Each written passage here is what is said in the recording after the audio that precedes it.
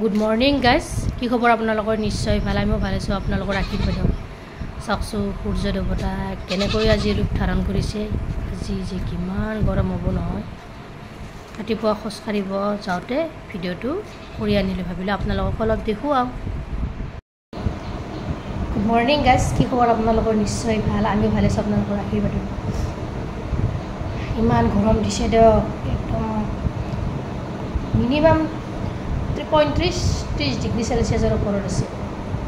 আজি এটা ৰেচিপিৰ ভিডিঅ' আপোনালোকৰ মাজলৈ লৈ আহিছোঁ। চাওক আজি কি ৰেচিপি বনাম, কেনেকৈ বনাম, কি পদ্ধতিত বনাম।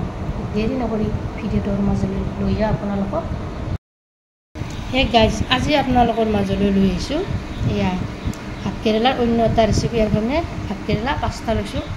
চাই থাকিবচোন আজি ভাতকেৰেলাকেইটা কেনেকৈ বনাম, কি পদ্ধতিত বনাম। এতিয়া মই ভাতকেৰেলাকেইটা প্ৰথমতে কাটি লওঁ মূৰকেইটা। কুকাৰ এটাত এনেদৰে ভাতকেৰেলা 5টা বহুৱাই দিলোঁ আৰু মই দিছোঁ ইয়াতে আলু 3টা। ইয়াতে একেলগে 3টা চিটি মাৰি লওঁ। এয়া মই 3টা চিটি মাৰি খৰাহি এটাত এনেদৰে বাকি দিলোঁ পানীখিনি যাবলৈ। এয়া মই ভাতকেৰেলা আৰু আলুখিনি এনেদৰে কাটি ল'লোঁ। এতিয়া মই বনাম, চাই থাকিব।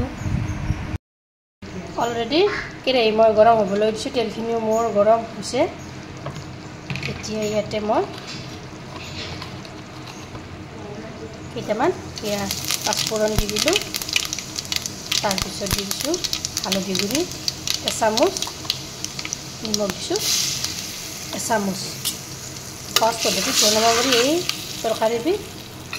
এতিয়া মই কাটি থোৱা ভাতকেৰেলা আৰু আলুখিনি দি দিম।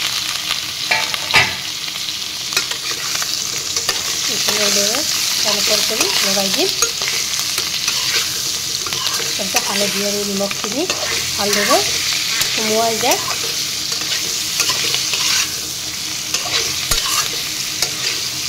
এইখিনি এনেদৰে তলপৰ কৰি লগাই দিম। 3 মিনিটমান সময় এনেদৰে কম জুইতে পিছত বহুৱাই থৈ দিম।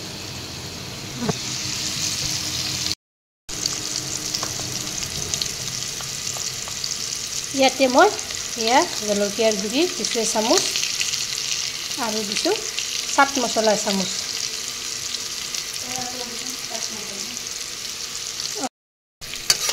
এইখিনি এনেদৰে তলপৰ কৰি লৰাই দিম।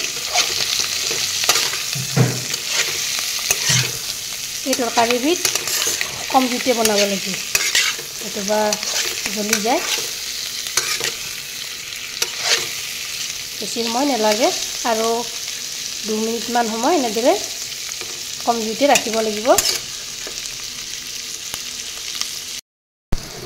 ইয়াত 3 মিনিট 4 মিনিটমান যোৱাৰ পিছত দেখিছেনে কি ধুনীয়াকৈ ৰং চুমুৱাইছে, দুয়ো চাইড ৰং চুমুৱাইছে। এয়া হৈ গ'ল, মই নমাই থৈ দিলোঁ।